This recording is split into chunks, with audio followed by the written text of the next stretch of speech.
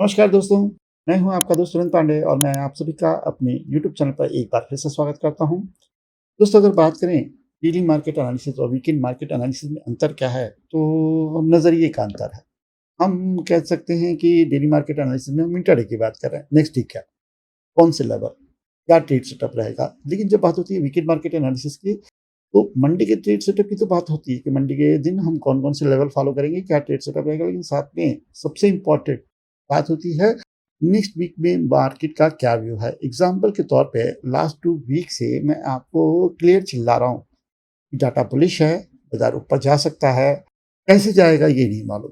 बाज़ार एक झटके में ऊपर जाएगा या ये रुक-रुक के जाएगा, इसकी कोई प्रेडिक्शन नहीं कर सकता। आप डायरेक्शन की प्रेडिक्शन कर सकते हैं, आप स्पीड की प्रेडिक्शन नहीं कर सकते। तो चलिए, आपका ज़्यादा टाइम नहीं लूँगा और डायरेक्टली हम चलते हैं एनालिसिस पे। स्क्रीन पे ध्यान दीजिएगा, निफ्टी का मैं डेली चार्ट यूज़ कर रहा हूँ, ठीक है?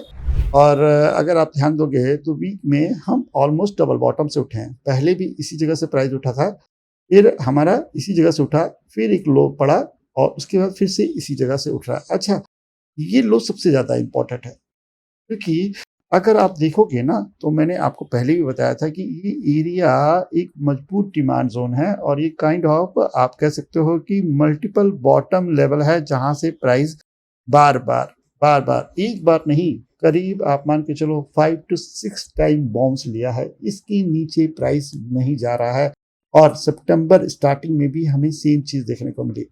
लेकिन बात ये भी है कि ऊपर भी तो नहीं जा रहा है। हाँ, मानते हैं बार-बार एक लेवल से सपोर्ट ले रहा है। तो वो कौन-सा लेवल रहेगा जहाँ से बाज़ार में एक अच्छे रन की उम्मीद है। अब हम बात करते हैं प्राइस स्ट्रक्चर की। आपको पहले भी मैं प्राइस स्ट्रक्चर के बारे में मल्टीपल चीज़ें समझा चुका हूँ कि what is the meaning of price structure, कैसे प्राइस स्ट्रक्चर को फॉलो किया जाता है, हायर हाइज़ कैसे लगते हैं, लोअर लोज़ कैसे लगते हैं। अब ज़रा इस जगह पे ध्यान दीजिएगा, ठीक है? ये एक पूरा का पूरा लो है, ये आपका हाई है। कॉम्बिनेशन क्या बना? लोअर हाई का। लो लगा, ये हाई लगा, ठीक है? यहाँ तक तो सही है कि भाई ये एक लो है, ठीक है? और इसका ये लोअर पॉइंट है, लोअर लोज़ आप कह सकते हो। अब अगर इसके नीचे गया तो हमारा क्या ट्रेंड रहेगा? बेयरिश रहेगा, राइट? ये क्लियर समझ में आ रहा है कि बेयरिश ट्रेंड यहाँ से चालू हो जाएगा। कब? जब ये ब्रेक होगा। लेकिन हुआ क्या? बाज़ार ने इसको ब्रेक ही किया ही नहीं। इसी को हम क्या कहते हैं? Double bottom. अगर कभी प्राइस को रिवर्स होना होता है, समझना, तो इसी तरीके की फॉर्मेशन बनाता है, बॉटम बनाए बगैर कभी प्राइस में रिवर्सल देखने को नहीं मिलता। और अब अगर हम एक्चुअल रिवर्सल्स की बात करें, तो वो हमको 25,200 के ऊपर देखने को मिलेगा, इस स्विंग हाई के अबव। इसके ऊपर हमें 25,300 देखने को मिलेगा। तो अभी भले ही डेली मार्केट स्ट्रक्चर 25,200 के ऊपर है, लेकिन यहाँ पर मल्टीपल रेजिस्टेंस हैं, तो बाजार में मूवमेंट तो रहेगी। कोई बहुत बड़ी मूवमेंट नहीं आएगी, लेकिन साथ में आप ये भी जानो कि बाजार अपसाइड ही चलेगा। नेक्स्ट भी मेरा व्यू है कि इसको आराम से 25,400 या 500 का टारगेट लगाना चाहिए। लेकिन स्पीड क्या रहेगी?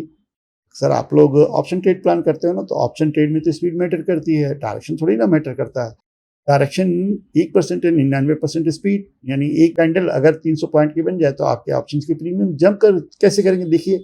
लेकिन वही 300 पॉइंट 6 दिन में जाए तो आपके ऑप्शंस की प्रीमियम का क्या हाल होगा, ये आप जज करिए। तो स्पीड की यहाँ पर प्रेडिक्शन मैं नहीं कर सकता, लेकिन हाँ, ये क्लियर है कि यहाँ पर काइंड ऑफ डब्ल्यू पैटर्न बन रहा है, जिसे हम हार्मोनिक में XABTD के नाम से कैलकुलेट करते हैं। और इसका लेवल जो करीब आ रहा है वो है 25,900 और ये अबव 25,300 के ऊपर एक्टिवेट हो जाएगा। तो यहाँ पर आप अपनी एक नज़र बनाकर रखें। आने वाले टाइम में बाजार में एक अप साइड मूवमेंट आ सकती है एज पर करंट डेटा। अब यहाँ पर हम मंडी के ट्रेड सेटअप की बात करेंगे। इस सोमवार के दिन हमें क्या करना चाहिए? अच्छा, एक चीज़ और नोटिस करो, यहाँ पर मोस्टली जो मूव आए हैं वो गैप अप से आए हैं, ठीक है? अगर कोई गैप अप आ जाएगा तो हमें क्या करना चाहिए?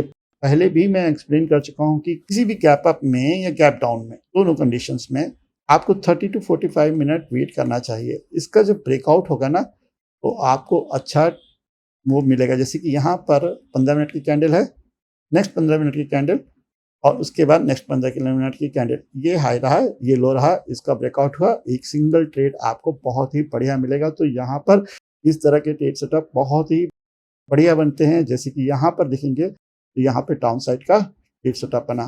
तो गैप अप और गैप डाउन में आप ये स्ट्रेटजी फॉलो कर सकते हैं। लेवल की अगर मैं बात करूँ तो अबव दैन 25,150 25,150 के ऊपर आप एक लॉन्ग पोजीशन को कंसीडर कर सकते हैं। ठीक है, इसका जो सपोर्ट इस लेवल रहेगा वो रहेगा 25,000। अब ये भी लॉन्ग का लेवल है और ये भी लॉन्ग का लेवल है। आप बोलोगे कैसे?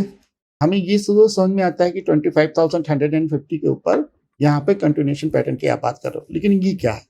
ये एक पुल बैक लेवल है। ठीक है, कभी भी कोई हाई लगेगा तो उसका पुल बैक आ सकता है ना जी। अगर आया, ठीक है, तो यहाँ से भी लॉन्ग बनेगा। अच्छा, उस लॉन्ग बनने की कंडीशन क्या है? 15 मिनट का व्यू आप देख रहे हो, उस लॉन्ग बनने की कंडीशन है कि आप उसका छोटा टाइम फ्रेम, जैसे कि आप यहाँ पे देख सकते हो, लो लगा, हाई, फिर से एक लो और फिर ये हाई ब्रेक हो जाए। तरीके से अगर प्राइस 25,000 पे आए, बोर तो नहीं कर रहा हूँ, थोड़ा-सा आराम से समझाना चाहता हूँ मैं।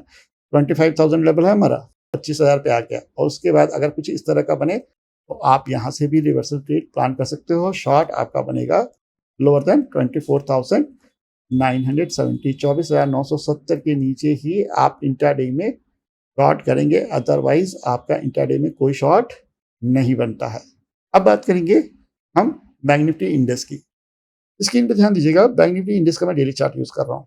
अब समझने वाली बात यह है कि निफ्टी अपने सपोर्ट से घूम गया, बैंक निफ्टी ने इंडेक्स ने अपना सपोर्ट तोड़ दिया। तो बैंक निफ्टी इंडेक्स आपका क्या है?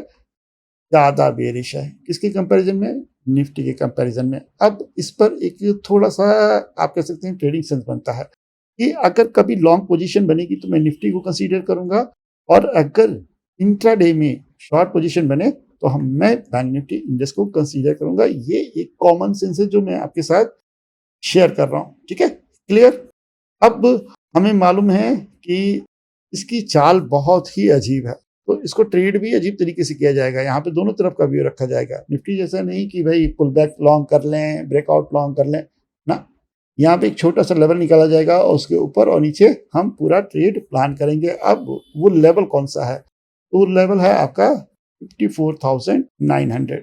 इसके ऊपर आप जो है ना 55,000, 55,100, 55,200 के लिए इंट्राडे में लॉन्ग पोजीशन को कंसीडर कर सकते हैं। शॉर्ट की बात करें तो यहाँ पर जो स्कैल्प बनेगा वो बिलो देन 54,600 बनेगा। 700 लेवल है, मैं थोड़ा सा सेफ रहना चाहता हूँ, आपको मैं ये कंसीडर करूंगा और वो है 54,600। 54,600 के नीचे आप 54,200 तक इंट्राडे में ट्रेड कर सकते हैं। ये आपके टारगेट रहेंगे अगर प्राइस 54,600 के नीचे जाए तो।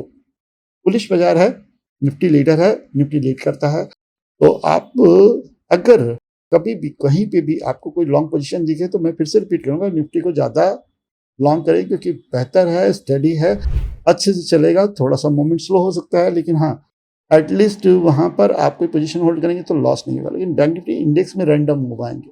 ठीक है, इसी वजह से मैं कह रहा हूँ कि बैंक निफ्टी इंडेक्स को अगर कोई बुलिश मूव आता है इंट्राडे में तो आप इग्नोर करें। तो ये छोटा सा ट्रेड सेटअप था जो मैं आपके साथ शेयर करना चाहता था और उम्मीद करता हूँ कि आप इसे अप्रिशिएट भी करेंगे। मिलते हैं नेक्स्ट वीडियो में। थैंक यू, नमस्कार, धन्यवाद, जय हिंद।